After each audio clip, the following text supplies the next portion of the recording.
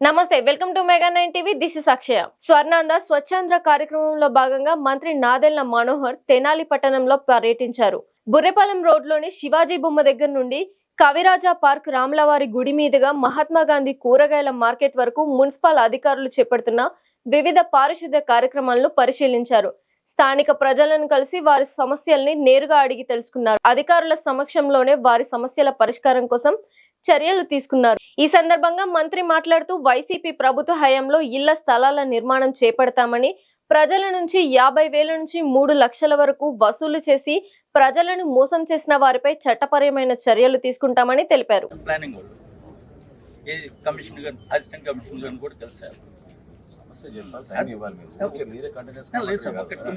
ఇది main important sanitation. ఇది వచ్చేప్పటికెళ్ళను A1 function hall road, A1 function hall ముందు ఉన్న షాప్స్ నిన్న కొంచెం వర్షానికే ఇట్లా వచ్చింది వాటర్. ఆ వాటర్ పోవాలంటే 2-3 రోజులు ఎండ కనిపోదు.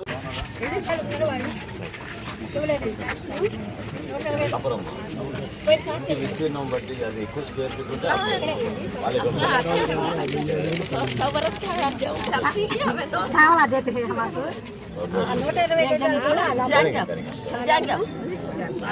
వాళ్ళ మనవరాలకు పెట్టిందండి. అప్పుడు ఆస్తి ఏమి లేదని సరికైనా ఉంటుందని ఈయన పడి 6 నెలలు అవుతుందండి. పెన్షన్ కావాలని అంత కదమ్మా, ఒకసారి వచ్చి చెక్ చేస్తా. తల్లి భలే ఉన్నా అట్లా చేయబాక, అట్లా చేయబాక, అట్లా చేయబాక, అట్లా చేయబాకమ్మా, అట్లా చేయబాక, అట్లా చేయబాక. రాష్ట్ర వ్యాప్తంగా ప్రతి 3వ శనివారం ఆంధ్రప్రదేశ్లో ఉన్న ప్రతి నియోజకవర్గాల్లో కూడా మున్సిపాలిటీలోనూ పంచాయతీలోనూ స్వచ్ఛాంధ్రప్రదేశ్ అనే ఒక కార్యక్రమం కూటమి ప్రభుత్వం వచ్చిన తర్వాత చంద్రబాబు నాయుడు గారు ప్రత్యేకంగా దాని గురించి శ్రద్ధ వహించి ప్రతి ఒక్కరూ దీంట్లో ఒక బాధ్యత తీసుకుని వ్యవస్థలో ఉన్న అధికార యంత్రాంగమే కాకుండా పౌరుల్లో కూడా ఈ సమాచారం అందే విధంగా పరిశుభ్రత గురించి వాళ్ళు కూడా ఒక బాధ్యతతోటి మనందరం కూడా మన పట్టణాన్ని, మన గ్రామాన్ని మరింత చక్కగా దిద్దుకోవడానికి ఇది మంచి అవకాశంగా భావించి ఒక డ్రైవ్ లాగా చేద్దామనే నిర్ణయం తీసుకున్నారు. అందులో భాగంగా ఈరోజు తెనాలి మున్సిపాలిటీలో ఉదయం నుంచి శివాజీ చౌక్ నుంచి మొదలు పెట్టుకుంటూ వివిధ వార్డులు మేము పర్యటించుకుంటూ వస్తూ ఉన్నాం. అధికార యంత్రాంగం అందరం కూడా ఇది కలిసికట్టుగా చేయాల్సిన కార్యక్రమం. ఇదేదో ప్రభుత్వం చెప్పింది కాబట్టి ఏదో ఒత్తిడిగా చేసే కార్యక్రమం కాదు. అందరం ప్రతి ఒక్కరూ ఒక బాధ్యతగా పౌరులుగా తెనాలిని దృష్టిలో పెట్టుకొని మన నగరం ఇంకా సుందరంగా ఉండాలి, రాబోయే రోజుల్లో ఇతర ప్రదేశాల నుంచి కూడా వచ్చి మనకి తెనాలిలో నివసించే విధంగా ఆకర్షితంగా ఉండాలనే ఒక ఆలోచనతో పౌరులందరూ కూడా కదిలి రావాలి. ఖచ్చితంగా కొన్ని నిధులు కేటాయించుకున్నాం. ప్రధానంగా మనకి డంపింగ్ యార్డ్ ఏదో ఉందో సంవత్సరాల నుంచి దాన్ని నిర్లక్ష్యంగా వదిలేశారు. అక్కడ ఉన్న చెత్తను తరలించడానికి ఒక యుద్ధ ప్రాతిపదికన రోజుకి కనీసం 75 నుంచి 90 మెట్రిక్ టన్నులు చెత్త సేకరణ ఏదైతే తడి చెత్త, పొడి చెత్త కింద చేస్తున్నామో దాన్ని బేస్ చేసుకుని ముందుకు తీసుకెళ్ళడానికి ఒక ప్రణాళిక సిద్ధం చేసుకున్నాం. ఇప్పుడే నేను సబ్ కలెక్టర్ గారికి కూడా కోరాను.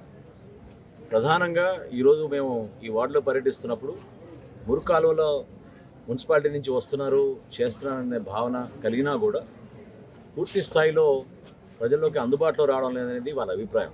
వర్షాలు పడినప్పుడు తీవ్రంగా ఇబ్బందిగా ఉంటుందని, అదేవిధంగా సచివాలయంలో ఉన్న సిబ్బంది కూడా ఇంటింటికి వెళ్లాల్సిన ఒక కార్యాచరణ ఖచ్చితంగా జరగాలి. దాని గురించి కూడా నేను సబ్ కలెక్టర్ గారిని కోరాను. ఒక మీటింగ్ ఏర్పాటు చేసుకుని సచివాలయంలో ఉన్న ఎవరైతే అధికారులు ఉన్నారో వాళ్ళందరినీ కూడా ప్రతి వారానికి ఒకసారి ఇంటింటికి వెళ్ళే విధంగా ఒక ప్రణాళిక సిద్ధం చేసుకుంటాం. చిన్న చిన్న సమస్యలు తెలియకుండా పాపం చాలామంది రేషన్ కార్డు గురించో, పెన్షన్ గురించో, ఇళ్ల స్థలం గురించో వీటిపైన ఖచ్చితంగా మనం ప్రజలకి అందుబాటులో ఉండే విధంగా మనం మన ప్రభుత్వాన్ని వారి చెంత వరకే తీసుకెళ్ళాలి. అది చాలా అవసరం.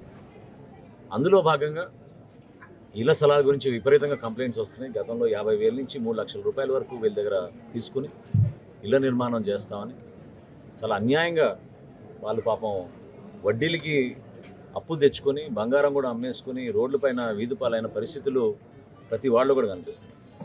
నేను చాలా స్ట్రిక్ట్గా గతంలో చెప్పాను, పోలీసు అధికారులకి కేసులు నమోదు చేసి వీళ్ళని ఎట్టి పరిస్థితిలో వదిలే ప్రసక్తే లేదు. ఎవరైతే గతంలో ఈ కాంట్రాక్ట్లు తీసుకుని ఇంత మోసం చేశారో వాళ్ళకు ఒక బాధ్యత ఉంది.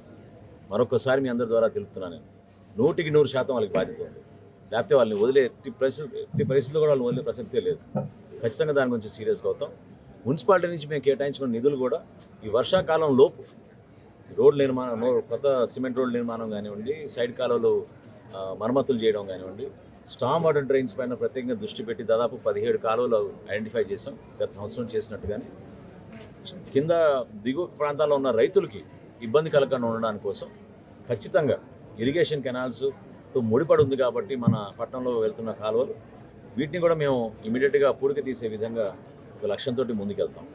సో ఈరోజు ఉదయం ఈ వార్డులన్నీ పర్యటించుకున్న తర్వాత మార్కెట్లోకి వెళ్ళి మార్కెట్ సెంటర్లో కూడా మహాత్మా గాంధీ మార్కెట్ కాంప్లెక్స్ దగ్గర మొత్తం అన్నీ కూడా క్లీనప్ చేసిన తర్వాత మధ్యాహ్నం 4 నుంచి చెంచుపేట ప్రభుత్వ ఆసుపత్రి, అదేవిధంగా ఆ ప్రాంతంలో ఉన్న సుల్తానాబాదు, వీటన్నిటినీ కూడా ఈ విధంగానే ఒక డ్రైవ్ లాగా చేపట్టి ఒక మార్పు తీసుకురావడానికి, ఈ మార్పు ఒక్క రోజు కోసం కాదు, నేను ప్రజలందరినీ కూడా రిక్వెస్ట్ చేస్తున్నాను ఏంటంటే అధికార యంత్రాంగాన్ని కూడా రిక్వెస్ట్ చేస్తున్నాను. ఎందుకంటే మనకి కావాల్సినంత స్టాఫ్ మనం ఏర్పాటు చేసుకున్నాం, సిబ్బంది కొరత లేదు ఈ రోజున.